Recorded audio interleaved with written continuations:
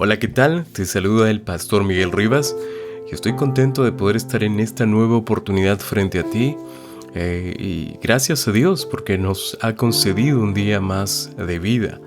Hoy nos toca estudiar la lección número 2 en el curso de Apocalipsis y estamos contentos porque Dios nos da la oportunidad de poder tener un día más para estudiar su palabra y para estar más cerca de Él.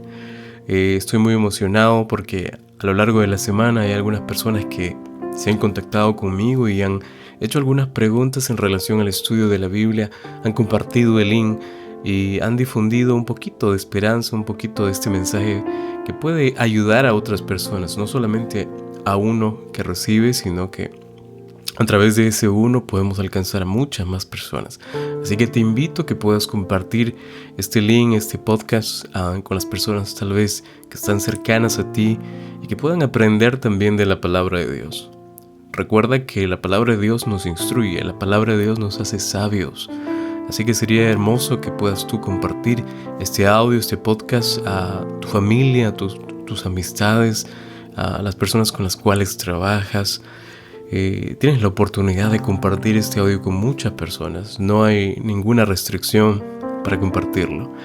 Siendo así, vamos a iniciar el curso de Apocalipsis, la lección número 2 en este día. Y no podemos hacerlo sin antes pedir la dirección de Dios. Dios tiene que estar siempre en cada estudio bíblico, no solamente de un libro profético, sino de la palabra, de su palabra, ¿no? De la Santa Biblia. Así que te invito allí a que puedas inclinar el rostro, cerrar tu vista. Si estás manejando, por favor, no la cierres. O si de repente estás en algún lugar que hay mucha bulla, trata de moverte a algún lugar en el que puedas de repente meditar mientras escuchas el audio. Que Dios te bendiga. Vamos a orar. Querido Padre Celestial, Papito lindo, gracias Señor porque nos das el honor de tener tu palabra y tu presencia al estudiarla. Mi Dios, pedimos tu compañía en este estudio, en este tiempo que vamos a tomar, que cada texto bíblico, que cada idea que se presente en esta hora pueda ser solamente inspiración tuya y pueda provenir de ti y estar en armonía con tu santa voluntad. Te amamos, Señor, gracias por considerarnos tus hijos, gracias por amarnos aun cuando somos seres humanos con defectos, con errores, con pocas virtudes tal vez, pero gracias también porque a pesar de todo ello reflejamos tu imagen. Y aún así, Señor, aún con todas esas fallas y errores que tenemos en nosotros, tú nos amas, Padre. En esta hora pedimos tu bendición. Permítenos deleitarnos en la Escritura, porque te lo pedimos en el nombre de Jesús. Amén. Amén. Cuando era pequeño siempre imaginaba ser un superhéroe, actuar como un superhéroe, salvar a las personas, ayudar a muchas personas necesitadas. Y cuando uno es pequeño, a veces cuando se sienta frente al televisor, expuesto tal vez por algunas horas, uno ve diferentes películas. A veces los padres presentan diferentes programas a los hijos. Y algo que siempre me gustó ver desde pequeño era las películas en donde aparecían los superhéroes, Superman, Batman y otros superhéroes, ¿no? Y me llamaba la atención la actividad que ellos tenían de ayudar a los más necesitados, ayudar a los que sufrían injusticias, ¿no? La mentalidad de un héroe me impactó realmente. Y desde muy pequeño personalmente, yo crecí con esa idea de poder ayudar a los más necesitados, de en alguna forma ser como un superhéroe, ¿no? Y yo dije, pero Señor, en algún momento tú me darás la capacidad de ser un superhéroe. Y yo me quedo pensando y digo, yo creo que es un poco difícil pedirle eso a Dios en oración. La Biblia dice que si nosotros le pedimos, Él nos concede, Él nos da. Pero al punto de llegar a ser un superhéroe, yo creo que deberíamos también reconocer un poco los límites que tenemos. Podemos ayudar a las personas, ayudar a nuestro entorno, a los que nos rodean, dentro del marco de lo permitido, dentro del marco de lo correcto, ¿verdad? No tratando tampoco de destruir a nadie más. Yendo al libro de Apocalipsis, en la palabra de Dios, el Apocalipsis presenta el verdadero héroe, por ejemplo, de la humanidad. Este héroe es el único capaz de traer paz a un corazón perturbado, traer consuelo al alma, aquella alma que está angustiada, traer esperanza, tal vez a quienes ya se cansaron de llorar, ¿no? Además de salvación. ¿Salvación a quién, pastor? Al perdido, ¿verdad? Ese superhéroe, a diferencia de todos los ídolos humanos, falibles y tal vez hasta inestables, es nada más y nada menos, mis amados, que el Señor Jesucristo, el Todopoderoso, aquel que es fiel y eterno en sus promesas, aquel que venció la muerte, y la Biblia dice que vivirá para siempre, jamás, por siempre, jamás, ¿no? Y en este estudio de hoy, todos nosotros conoceremos un poco más al verdadero héroe que desea conquistar grandes victorias para cada uno de nosotros. Y vamos a iniciar de esta forma. El libro de Apocalipsis, capítulo 1, versículo 1. El texto bíblico lo leímos en la lección pasada, pero es necesario poder repetir este texto porque todo el libro habla sobre este personaje, este héroe principal que es el foco, la revelación de Jesucristo. Apocalipsis capítulo 1, versículo 1. Que Dios le dio, ¿a quién? A Juan, para manifestar a sus siervos las cosas que deben suceder pronto, y la declaró enviándola por medio de su ángel a su siervo Juan. Apocalipsis capítulo 1, versículo 1. Yo creo que desde la lección número 1 estamos realmente poniendo mucho énfasis en mostrar que el foco, el centro del libro de Apocalipsis, de toda la revelación o Apocalipsis, porque Apocalipsis significa revelación, identifica a Jesucristo. Haciendo un poquito de investigación personal, encontramos que Jesucristo es presentado en el libro de Apocalipsis con 38 nombres o títulos diferentes, ¿no?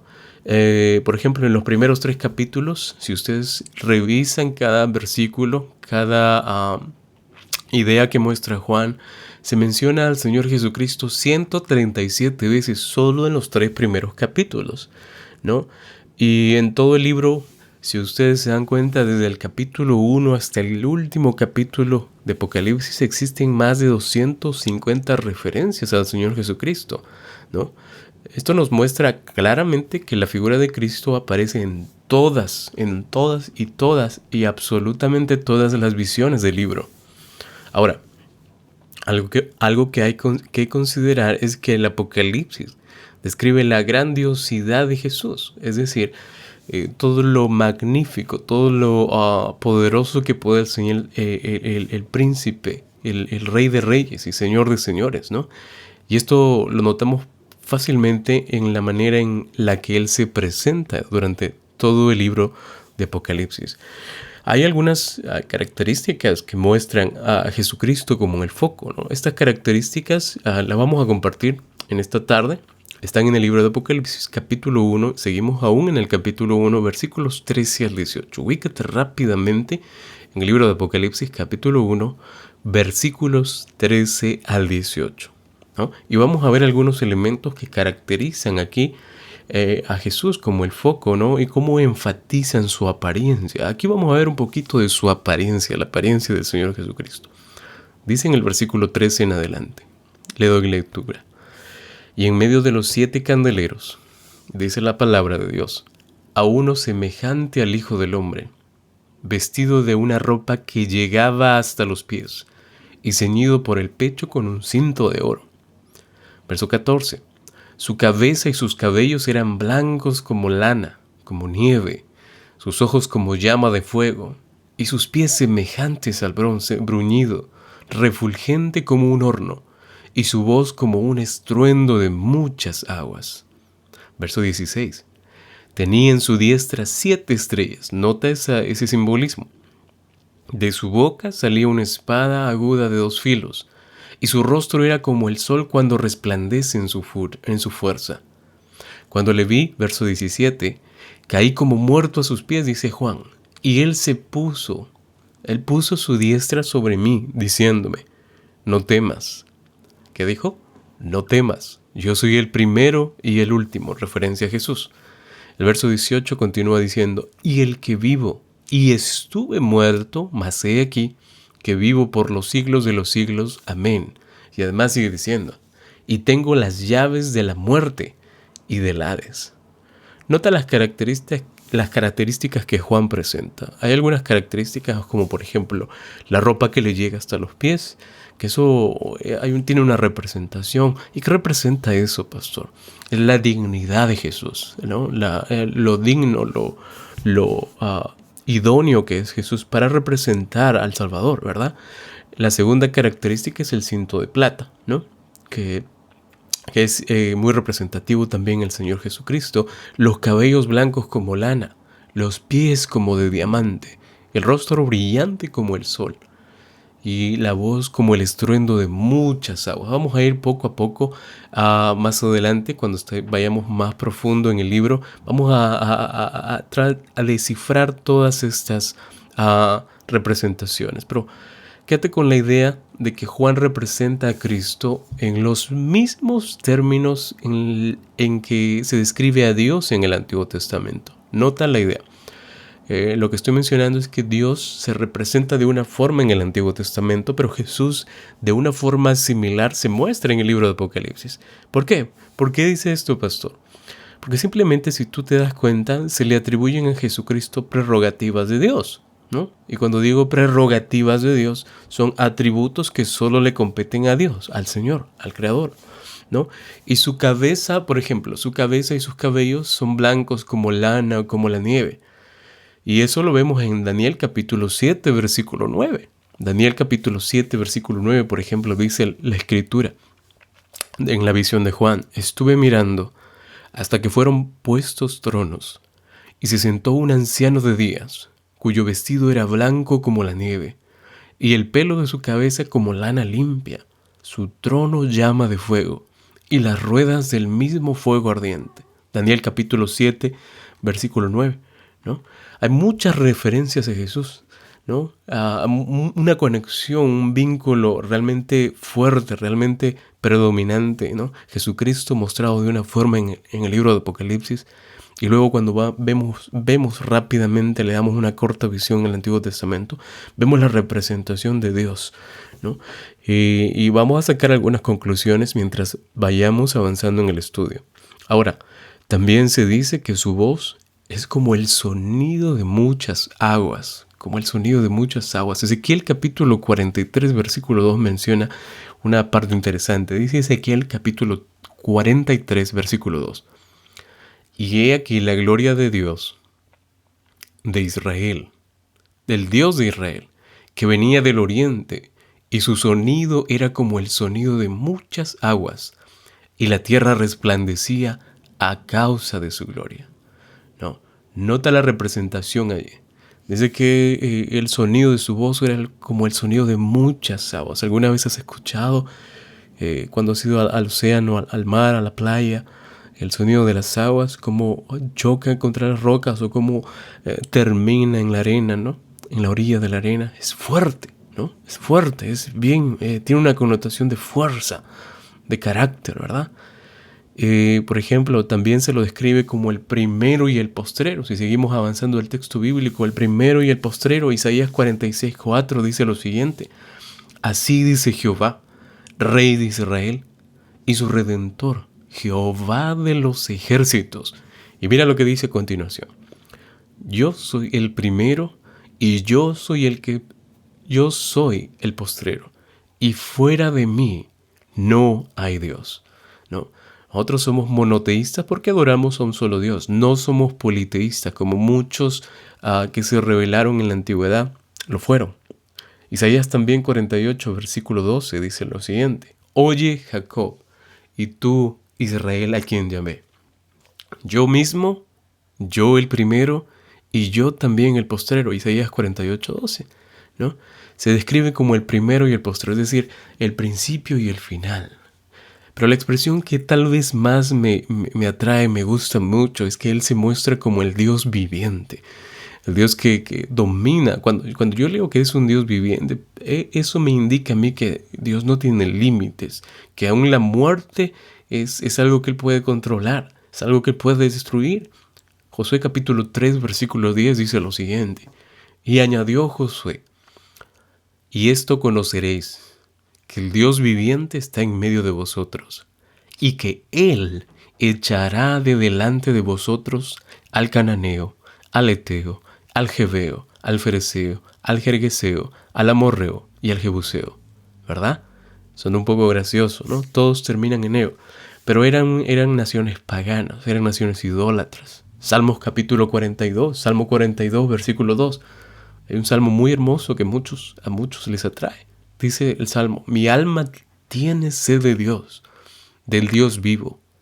¿Cuándo vendré y me presentaré delante de Dios? El Dios vivo, el Dios que no solamente quedó muerto, que no solamente murió en la cruz del Calvario, sino es un Dios que resucitó y que promete resurrección solamente para todos aquellos que crean en Él. ¿Ya? Es así, solamente para todos aquellos que crean en Él, porque aquellos que no creen en Él, ¿cómo Dios les va a retribuir esa fe? La fe es creer en Dios, aun cuando no le hemos visto, ¿verdad? Oseas capítulo 1, versículo 10, dice lo siguiente: con todo, será el número de los hijos de Israel como la arena del mar, que no se puede medir ni contar. Y en el lugar donde les fue dicho: vosotros no sois pueblo mío, les será dicho: soy hijos, y escuchen bien, soy hijos del Dios viviente, viviente. Es un Dios que es el dueño de la vida, es el dador de la vida, y que simplemente la muerte no tiene potestad sobre el Creador. El Creador puede destruir la muerte en cualquier momento. Qué preciosos textos, qué preciosos versículos acabamos de leer. Y todo esto son características del Señor Jesucristo que se nos son entregadas. Bueno, se le fueron entregadas al profeta Juan, ¿no? Cuando escribió el libro de Apocalipsis, pero que fueron para nosotros, para que tú y yo las estudiemos, para que tú y yo las disfrutemos, para que tú y yo las reclamemos. Aunque esa palabra para muchos puede sonar muy fuerte, es interesante que la Biblia nos muestra que nosotros, los que creemos en Jesucristo, debemos de asimilar sus promesas, las promesas de la Biblia. Y si la Biblia me dice que Dios es un Dios viviente, ¿no? Especialmente para sus hijos, como dice el libro de Oseas capítulo 1, versículo 10, pues yo estoy muy agradecido con mi Dios por ser un Dios viviente. Ahora, me pongo a pensar en lo que Juan estaba sintiendo cuando recibió toda esta información, toda esta visión sobre el Señor Jesucristo, ¿no? Me imagino que Juan estuvo turbado por algún tiempo, me imagino que Juan estuvo impresionado porque después de cada visión todos los profetas quedaban impresionados, todos, absolutamente todos. Y pues es una característica, es más de un verdadero profeta. Todos quedan turbados, todos quedan perturbados, puedes utilizar esa palabra, ¿no? Y yo me pregunto si él se habrá sentido angustiado o tal vez preocupado por esta visión, ¿no? Intenté buscarlo en el libro de Apocalipsis y en otros libros, y el mismo libro de Apocalipsis es hermoso porque uno puede encontrar fácilmente incluso las sensaciones que Juan tenía, las experiencias, ¿no? Los sentimientos que abordaban al apóstol, al profeta, ¿verdad? Apocalipsis capítulo 5, por ejemplo. Vayan conmigo al capítulo 5 de Apocalipsis, versículos 1 al 4. Apocalipsis capítulo 5, versículo 4. Vamos a abrir la Biblia. Apocalipsis capítulo 5, versículos 1 al 4. Vamos a leer.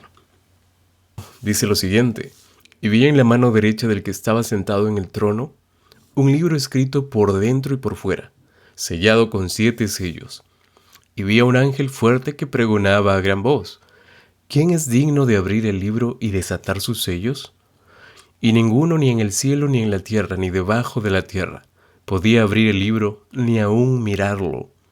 Y el verso 4 dice: y yo lloraba mucho, porque no se había hallado a ninguno digno de abrir el libro, ni leerlo, ni de mirarlo siquiera. Es la visión de Juan y vemos aquí claramente también cómo Juan expresa su sentir, expresa su angustia al recibir esta visión. Juan ve el libro sellado con 7 sellos que básicamente, mis amados, simbolizan todo el destino de la humanidad en las manos de Dios, ¿no? Es un libro que Juan no puede abrir, dice, porque no se había ninguno hallado digno de abrir el libro, ¿no? El profeta llora literalmente al saber que nadie podría abrir el libro o incluso mirar aquel libro. Sin embargo, cuando saltamos más adelante al capítulo 5, versículos 5 y 6, leemos los siguientes versículos, nos vamos a dar cuenta que solo hay uno digno de abrir el libro. Apocalipsis capítulo 5, versículos 5 y 6. Y uno de los ancianos me dijo, miren la visión de Juan, noten la visión de Juan. No llores. He aquí que el león de la tribu de Judá, la raíz de David. Miren la expresión que se le da al Señor Jesucristo. Por eso al comienzo les decía que habían muchas formas en las que se refería, hacía mención al Señor Jesucristo. La raíz de David ha vencido para abrir el libro y desatar sus 7 sellos. Y miré, y noten lo que viene a continuación. Y vi que en medio del trono y de los 4 seres vivientes, y en medio de los ancianos, estaba en pie un cordero como inmolado, que tenía 7 cuernos y 7 ojos, los cuales son los 7 espíritus de Dios enviados por toda la tierra. Recuerden la metáfora que el profeta Isaías menciona en capítulo mesiánico de Isaías 53, ¿no? Y refleja a Jesucristo como un cordero. Luego ahora Juan lo confirma como el cordero inmolado, ¿no? Porque él murió en la cruz por nuestros pecados. Y se menciona mucho el número 7 que indica plenitud. Cuando nosotros nos vamos al libro de Apocalipsis vamos a encontrar muchos números, mucha simbología, mucha numerología. Y específicamente el número 7 indica plenitud. Y más adelante vamos a ir descubriendo por qué significa plenitud. Algo completo, algo lleno, algo pleno. ¿Ok? Muy bien. Entonces, según el texto bíblico aquí vemos que habla de un cordero pastor, pero ¿cómo sabemos que es Jesús? ¿No? ¿Cómo sabemos que es el Señor Jesús? Bueno, ya te di la referencia de Isaías capítulo 53, pero si quieres una en el Evangelio de San Juan, podemos saltar al primer capítulo de San Juan, versículo 29. Vamos a saltar a San Juan capítulo 1, versículo 29. ¿Qué dice la palabra de Dios? Y al siguiente día vio Juan a Jesús, que venía a él, y dijo lo siguiente, y noten lo que dice. He aquí el Cordero de Dios que quita el pecado del mundo. Juan capítulo 1, versículo 29, el Evangelio. Y inmediatamente identificamos que el Cordero representa a Jesús. Juan estaba refiriéndose a Jesús, ¿no? Y a lo largo de todo el periodo del Antiguo Testamento se sacrificaron, recordemos bien, corderos que simbolizaban, no que eran algo ya establecido, ¿no? Que iba a quedar para siempre, sino que solo simbolizaban al único sacrificio verdadero, que lo realizaría ¿quién, mis amados? Nada más y nada menos que el Señor Jesucristo, el foco del libro, el Cordero de Dios, ¿no? Y es hermoso poder descubrir esto.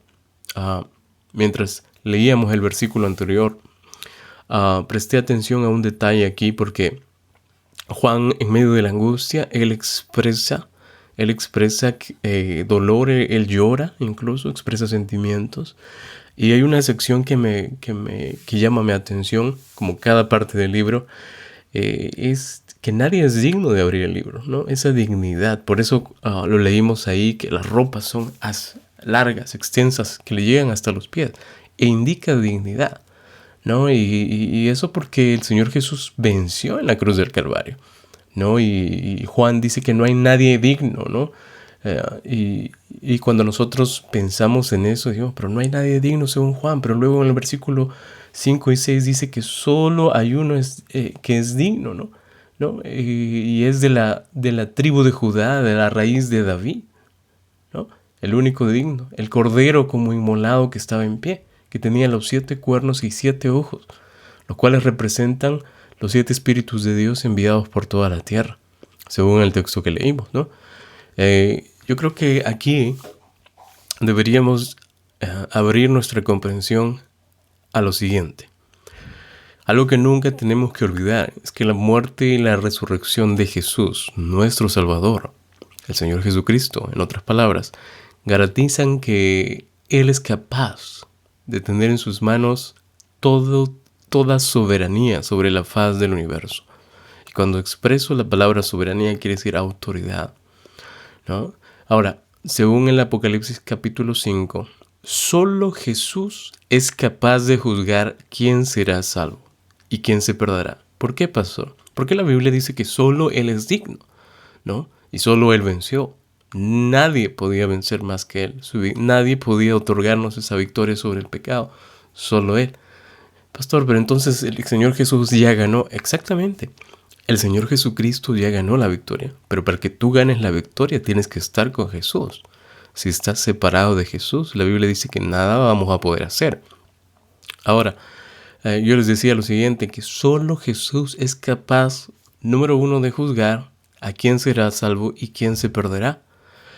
Todos debemos entender que es necesario que entreguemos nuestra vida a Él. Aquel que no le entrega la vida a Jesús no va a poder vencer por sí mismo. Aquel que no le entrega la vida a Jesús, simplemente por más esfuerzos que haga, por más esfuerzos que tú hagas, si no estás con Jesús, no vas a poder conseguir ninguna victoria.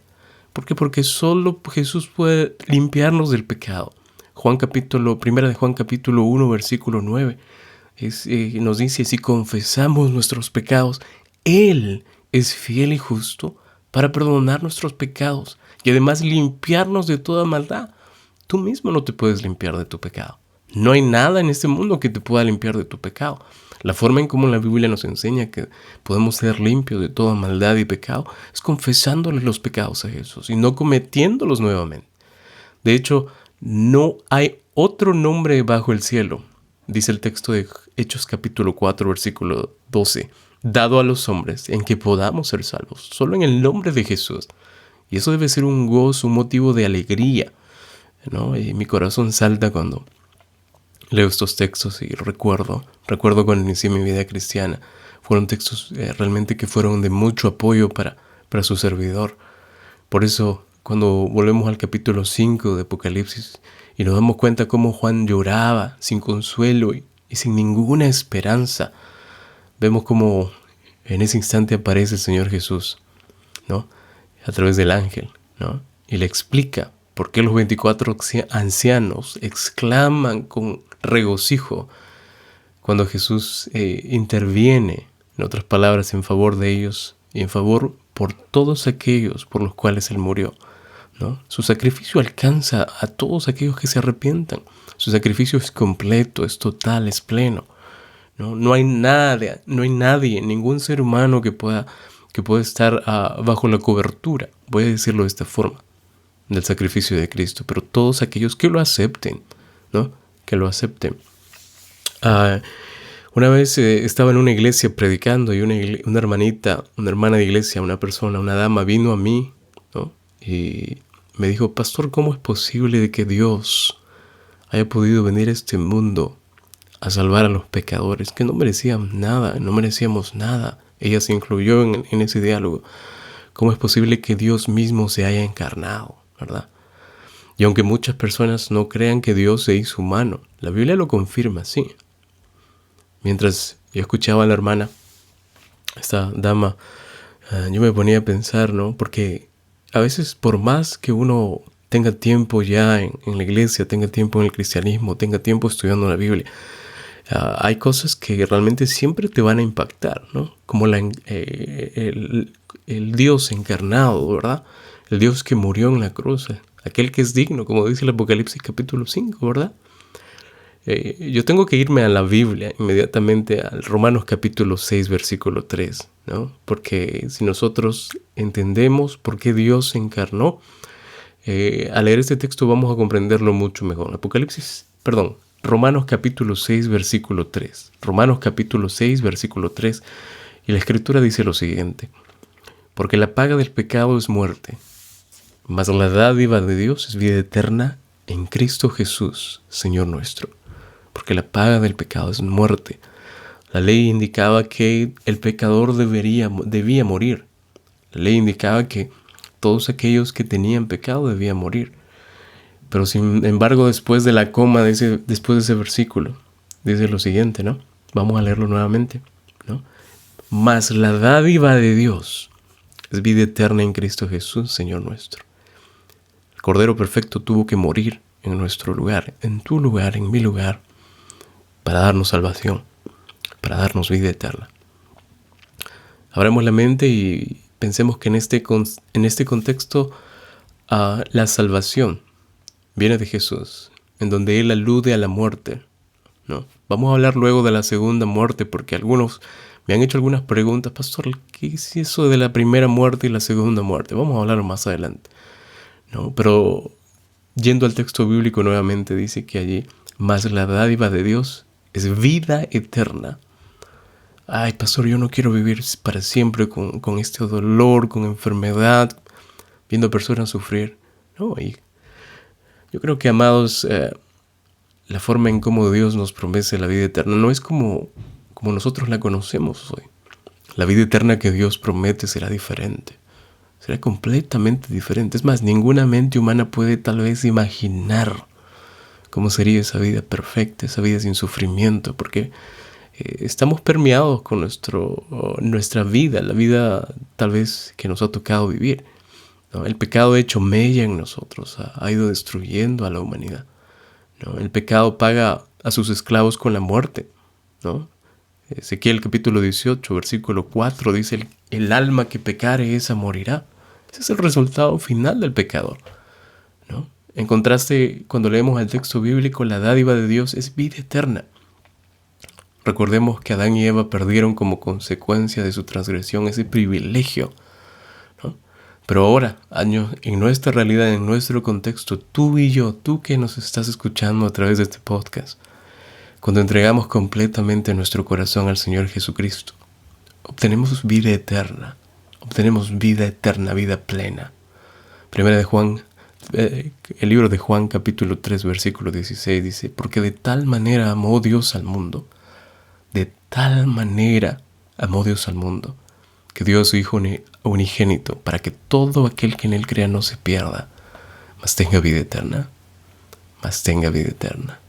El libro de Hebreos capítulo 4, versículo 15, disculpen que les esté dando tantos textos esta mañana, pero el libro de Hebreos capítulo 4, versículo 15 dice, porque no tenemos a un sumo sacerdote que no pueda compadecerse de nuestras debilidades. Jesús tenía diferencias tal vez a nosotros, sí, él era un ser humano muy particular, porque Él fue un ser humano, así como fue Dios, es Dios, siempre fue Dios, nunca dejó su condición de Dios, Él fue un ser humano, ¿no? Y algunos indican que Él tuvo muchas diferencias, muchas ventajas por ser Dios, pero eso lo vamos a hablar más adelante. El texto bíblico de Hebreos capítulo 4, versículo 15, permítanme terminar de leerlo, porque no tenemos un sumo sacerdote que no pueda compadecerse de nuestras debilidades, sino uno que fue tentado en todo, según nuestra semejanza, pero sin pecado. Cristo, queridos, se compadece de los seres humanos, de todos los seres humanos, porque sufrió en su naturaleza humana, pero sin pecar. Él sabe cuáles son las debilidades de la humanidad a la perfección, porque sufrió lo que nosotros estamos sufriendo. Por eso, tomen en cuenta, su victoria nos permite ser más que vencedores. Antes, en todas estas cosas, somos más que vencedores por medio de aquel que nos amó. Noten, tú que nos escuchas, puedes ser vencedor sobre el pecado, pero por medio de aquel que nos amó, por medio de Cristo, no por medio de ti mismo, de ti misma. Dios, recuérdalo bien, nos da la victoria por medio de nuestro Señor Jesucristo, solo a través de Él. 1 Corintios capítulo 15, 57. Mas gracias sean dadas a Dios, que nos da la victoria por medio de ¿quién? De nuestro Señor Jesucristo. Tanto sobre el pecado, como sobre su paga, la paga del pecado, que es la muerte. Y pastor, es cierto que Jesús hizo una gran provisión. Tal vez tú te estarás preguntando, ¿cómo es que fue la provisión que hizo Dios? ¿Cómo es que fue la provisión que nos otorgó el perdón de nuestros pecados? O voy a decirlo mucho más claro. ¿Cuál fue esa provisión que nos permitió acceder a la salvación? Salta conmigo a 1 Corintios capítulo 15, versículo 3. 1 Corintios capítulo 15, versículo 3. Dice la palabra de Dios. Porque primeramente os he enseñado lo que asimismo recibí. Dice el apóstol Pablo a la iglesia de Corinto, que Cristo murió, ojo, Cristo murió por tus pecados, nuestros pecados, mis pecados, conforme a las Escrituras. Cristo murió por nuestros pecados, conforme a las Escrituras. Cristo, queridos, recibió sobre sí la condenación que todos nosotros merecíamos. Y así se convirtió Él en nuestro único y perfecto Salvador y Redentor. No hay nadie más que hubiera podido hacer esa provisión. No hay nadie más que hubiera podido cumplir esa misión. Solo el héroe de héroes, el Señor Jesucristo. Y es algo que cada vez que lo recuerdo, cada vez que viene a mi mente, cada vez que estudio mi Biblia, me doy cuenta de lo que Él hizo por mí. Y no solamente se trata de recordarlo. Mientras yo medito en la palabra de Dios, me doy cuenta que debe de haber una respuesta por parte de nosotros. Él dio todo por nosotros, aún su propia vida. Primera de Juan capítulo 1, versículo 9. Primera de Juan capítulo 1, versículo 9 dice: si confesamos nuestros pecados, Él es fiel y justo para perdonar nuestros pecados y limpiarnos de toda maldad. Pero ¿qué debemos hacer nosotros en respuesta a ese sacrificio? El Señor Jesús murió por tus pecados y los míos, pero tiene que haber una reacción por parte de nosotros.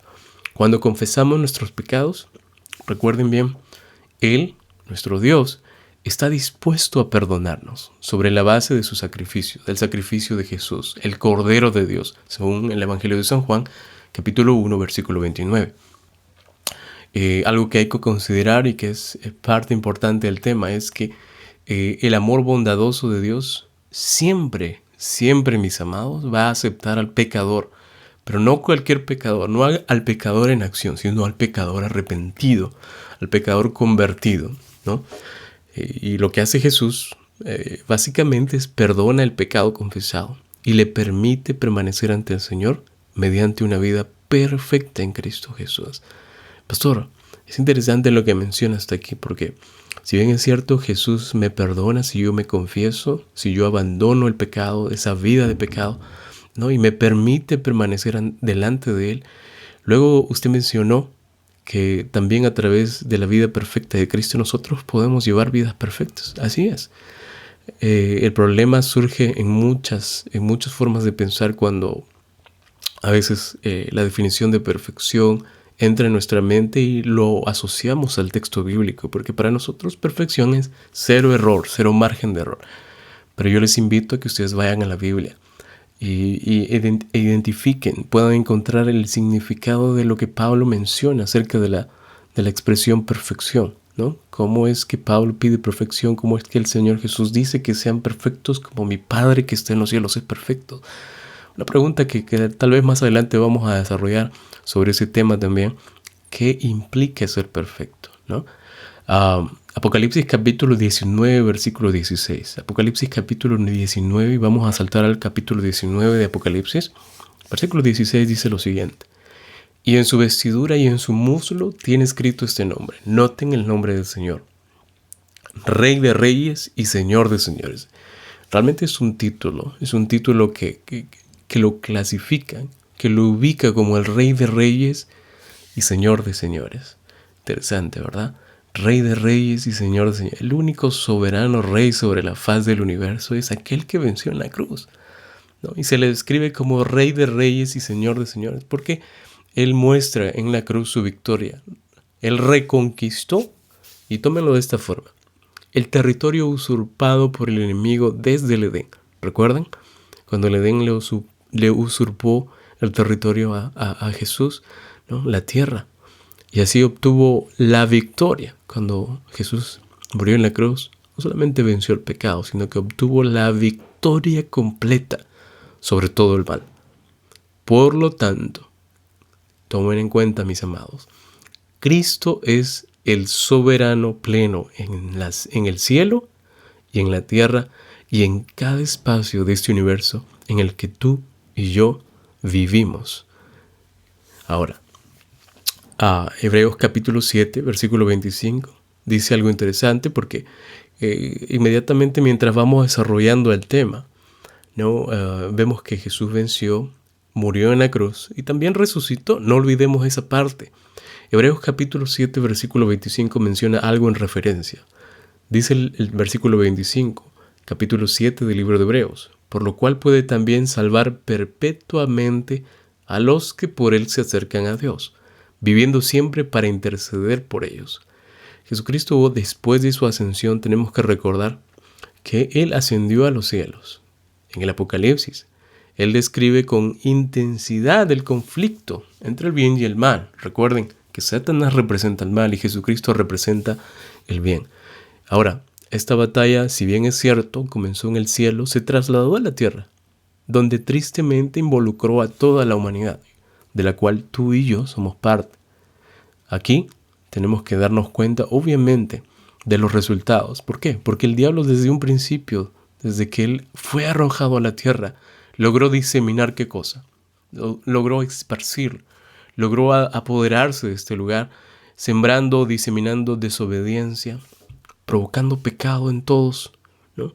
Romanos 5:12 dice, por lo tanto, como el pecado entró en el mundo por un hombre, y por el pecado la muerte, así la muerte pasó a todos los hombres por cuanto todos pecaron, ¿no? Dice que él provocó pecado en cada rincón de esta tierra. Por eso la Biblia lo identifica como el príncipe de este mundo. Jesús vino a este mundo a revertir las obras de Satanás, las obras que Satanás había establecido aquí.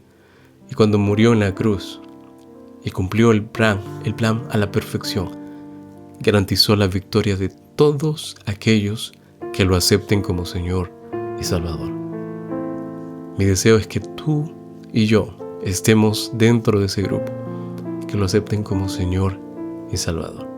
Quiero terminar con un compromiso personal, y si tú quieres también hacer este compromiso junto a mí, repite conmigo lo siguiente. Entiendo que el principal personaje del libro de Apocalipsis es el Señor Jesucristo. Entiendo que el primer personaje principal del libro de Apocalipsis es el Señor Jesucristo. Me comprometo a conocerlo mejor y a permitirle que también sea el centro de mi vida. Vamos, me comprometo a conocerlo mejor y a permitirle que también sea el centro de mi vida. Que Dios te bendiga, mis queridos, a mi querido amigo, mi querida amiga que nos escuchas. Vamos a terminar con una oración agradeciendo al Padre por esta segunda lección del curso de Apocalipsis. Hay mucho aún que revisar, hay mucho aún que ver, y el Señor Jesucristo está feliz, está gozoso de que podamos descubrirlo un poco más a través del libro de Apocalipsis. Que Dios te bendiga. Vamos a orar. Querido y amoroso Padre Celestial, gracias, Señor, por darnos la oportunidad de salvación, por mirarnos con amor y misericordia, por estar allí en cada momento de nuestra vida, aún desde el principio de la creación. Gracias por haber ideado ese plan de salvación perfecto, por haber cumplido la misión, Padre, que nadie podía cumplir, solo más que tú a través del Señor Jesucristo.